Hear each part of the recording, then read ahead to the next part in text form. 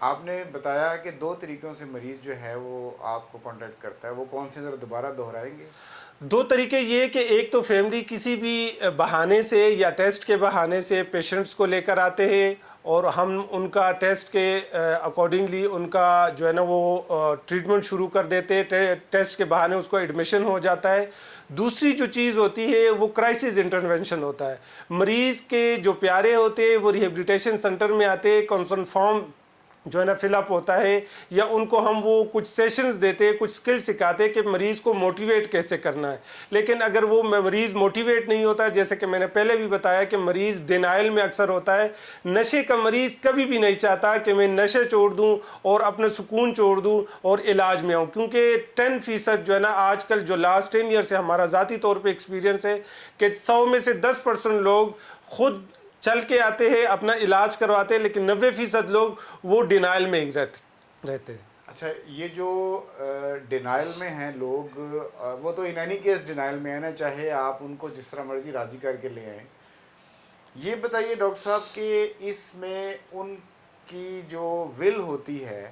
وہ ایک تو ان کی انٹرنلی ان کی ہوتی ہے نا کہ وہ بائی دیئر انر سیلف وہ یہ چاہتے ہیں کہ ہم نشے میں رہیں۔ کمپنی ان کی جو ہوتی ہے، جو ان کی سراؤنڈنگز ہوتی ہیں، جو ان کی دوستیاں ہوتی ہیں، وہ کتنا اس کے اندر انوالو ہوتی ہیں ایک نشے پہ لگنے اینڈ دین نشے کو کنٹینیو کرنے، اور پھر جب آپ ان کا علاج کر دیتے ہیں اور پھر وہ ٹھیک ہو کے چلے جاتے ہیں تو دوبارہ نشے کی طرف آنے کے لیے وہ کمپنی یہ والی چیز ہے، کیونکہ یہ سب سے ڈومینیٹنگ چیز ہوتی ہے، اس کا آپ کیا بندوبست کرتے ہیں؟ دیکھیں، سب سے پہلے مریض، جیسے کہ میں نے بتایا کہ مریض ڈینائل میں ہوتا ہے، مریض علاج کے لیے راضی نہیں ہوتا۔ علاج کے بعد جیسے کہ ہم پراپر فیملیز کو اور پیشنٹس کو کونسلنگ کرتے ہیں کہ آپ نے اپنی سوسائٹی کو ختم کرنا ہے، اپنے دوستوں کو ختم کرنا ہے، اپنا فون نمبرز چینج کرنا ہے، آپ نے سموکنگ نہیں کرنی ہے، آپ نے نسوار کسی بھی قسم کا نشہ آپ نے یوز نہیں کرنا۔ اگر خدا نخواستہ آپ دوبارہ اسی سوسائٹی میں جاتے ہیں یا آپ اپنے دوستوں میں جاتے ہیں یا آپ فالو اپس کے لیے نہیں آتے تو آپ کو دوبارہ ریلیپس کا خطرہ بڑھ جاتا ہے، ٹھیک ہے۔ بہت سے ایسے نوجوان جو کہ ڈینائل میں ہوتے ہیں اور دوستوں کے ساتھ بیٹھ کے اسی سوسائٹی میں نشہ کرتے ہیں، تو اس لیے وہ اپنا سکون چھوڑنا نہیں چاہتے، اس لیے وہ ڈینائل میں رہتے ہیں اور وہ علاج کے لیے راضی نہیں ہوتے۔ بہت مشکل سے جو ہے نا وہ ہم پیشنٹس کو یا انٹرونشن کے ذریعے یا جو ہے نا ان کو ٹیسٹ کے بہانے پہ ایڈمیشن ہوتا ہے۔ اچھا، کتنی قسم کا نشہ جس کا آپ علاج کرتے ہیں؟ مثال کے طور پہ کم سے کم جو نشہ ہے وہ سگریٹ ہے یا نسوار ہے جیسے آپ نے کہا، جی زیادہ سے زیادہ تو پھر کوئی لمٹ ہی نہیں ہے، آئس تک بات جاتی ہے، اس سے بھی شاید آگے چلی جاتی ہو کوئی، میرے تو نالج میں زیادہ سے زیادہ آئس ہے جی۔ جو میں نے نوجوانوں کو دیکھا ہے۔ آپ کس کیٹیگری کے نشے کا علاج کرتے ہیں؟ دیکھیے، دا نیو لائف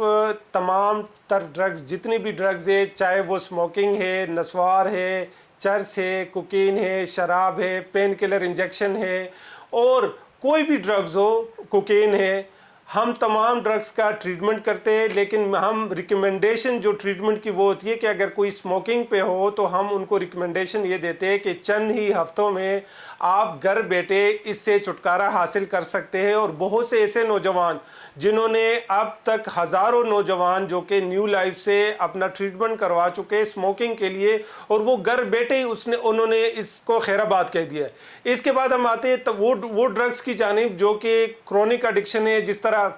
آپ کے ہارڈ ڈرگز ہے، کوکین ہے، ہیروئن ہے، افیون ہے، شراب ہے اور آئس ہے۔ اب دیکھیں، سب سے پہلے اگر میں آئس پہ بات کروں تو آئس ایک ایسی ڈرگز ہے جو کہ ایکسپائر میڈیسن سے نکالی جاتی ہے۔ ہم اکثر پیشنٹ سے پوچھتے ہیں آپ کو پتہ ہے کہ یہ جو ڈرگز آپ استعمال کریں یہ کس چیز سے بنتی ہے، یہ کتنی خطرناک ڈرگز ہے، یہ ٹوٹل کیمیکل سے تیار کردہ ڈرگز ہے، آپ کو دنوں میں مہینوں میں آپ کو تباہ کر دیتا ہے۔ آپ 7 دن تک، 2 ہفتے تک، 3 ہفتے تک آپ سوتے نہیں ہیں، ٹھیک ہے، جس کی وجہ سے آپ کو ہیلوسینیشن شروع ہو جاتی ہے، آپ کو ڈیلیوژن شروع ہو جاتی ہے، آپ کو سائیکوسس ہو جاتا ہے، جس کی وجہ سے آپ ماں پہ شک کرتے ہیں، آپ بہن پہ شک کرتے ہیں، آپ بیوی پہ شک کرتے ہیں، ایون کہ آپ سوشل میڈیا اٹھا کے دیکھ لیں تو وہ نوجوان جو کہ آئس کا ڈرگز کا استعمال کرتے ہیں، انہوں نے بہت زیادہ ایسے نقصانات کی کہ ایون کہ اپنے پیاروں کو قتل بھی کیا ہوا ہے. اور جب وہ نشہ اترتا ہے تو وہ بعد میں ان کو سمجھ لگتی ہے کہ یہ تو ہم سے بہت غلط ہو گیا. ان کو ایک آواز آتی ہے جن کو سائیکوسس ہم کہتے ہیں, جس کی وجہ سے یہ سٹیپ وہ اٹھاتے ہیں.